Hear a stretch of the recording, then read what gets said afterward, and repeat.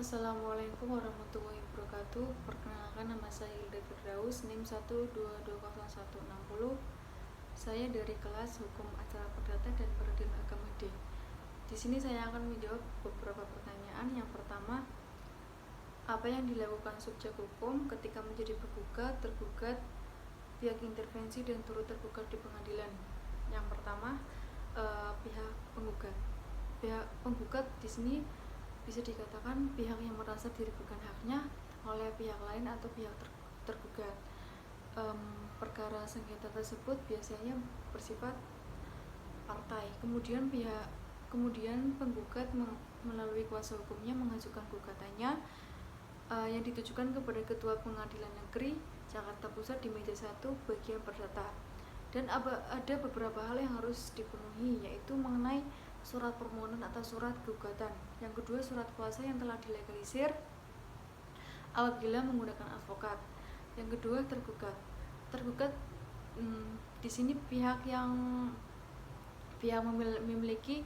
memiliki kepentingan langsung terhadap perkara yang bersangkutan, karena pihak tergugat biasanya dikatakan dianggap mengganggu atau merugikan. Yang ketiga, pihak intervensi. Pihak intervensi biasa dikatakan pihak ketiga. Pihak intervensi tidak terus sebagai pihak dalam suatu perkara yang sedang berjalan dalam proses pemeriksaannya di sidang pengadilan.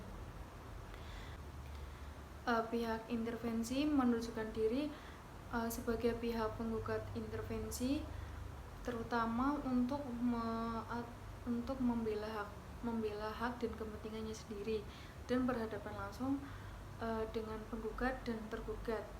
Yang terakhir, turut tergugat di pengadilan. Turut tergugat di pengadilan yaitu pihak lain yang harus dijadikan pihak dalam gugatan supaya pihaknya itu lengkap. Dan turut tergugat itu hanya tunduk pada isi putusan pengadilan, karena turut tergugat itu tidak melakukan sesuatu di pengadilan tersebut. Kemudian soal yang kedua, apa yang harus dilakukan oleh hakim dalam hal menjalankan hukum acara pengadilan agama? Hakim itu kan hanya menerima perkara, jadi dalam hal ini sikapnya adalah pasif atau menunggu adanya perkara yang diajukan kepadanya dan tidak aktif mencari atau mengejar perkara. Begitu juga hakim dalam pengadilan agama atau peradilan agama itu menegakkan hukum perdata Islam yang menjadi wewenang dengan cara yang diatur dalam pengadilan agama. Bisa dikatakan lain, hakim itu membantu mencari keadilan dan mengatasi hambatan dan rintangan perkara yang terjadi di pengadilan agama tersebut. Kemudian soal yang ketiga, yaitu bagaimana komparasi spesifik hukum acara perdata di pengadilan negeri dan pengadilan agama.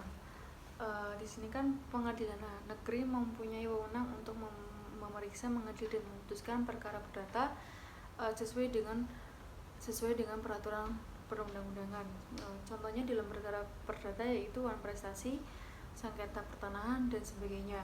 Sedangkan pengadilan agama mempunyai wewenang untuk memeriksa, mengadili, memutus dan menyelesaikan perkara antara orang yang beragama Islam atau non-muslim untuk menyelesaikan perkaranya sesuai dengan ketentuan perundang-undangan. Contohnya dalam hal perkawinan, waris, wakaf, zakat, ekonomi syariah dan sebagainya.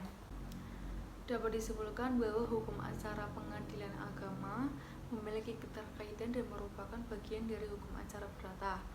Hukum acara perdata sebagai ruang lingkup yang lebih besar, sedangkan hukum acara pengadilan agama adalah bagian dari hukum acara perdata yang lebih spesifik, dalam arti lebih spesifik menangani perkara yang berhubungan dengan agama Islam atau yang berhubungan dengan syariah. Kemudian soal yang terakhir, Bagaimana harapan Anda terhadap hukum acara perdata agama di masa yang akan datang? Harapan saya semoga hukum acara perdata agama menjadi solusi yang lebih efektif dan efisien terhadap permasalahan atau perkara yang berhubungan, sehingga masyarakat tidak lagi atau takut dalam berperkara, karena pada dasarnya hukum acara perdata agama memiliki prinsip proses cepat biaya ringan. Jadi semoga hukum acara perdata agama lebih efektif dan efisien. Terima kasih.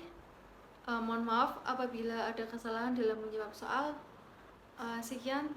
Wassalamualaikum warahmatullahi wabarakatuh.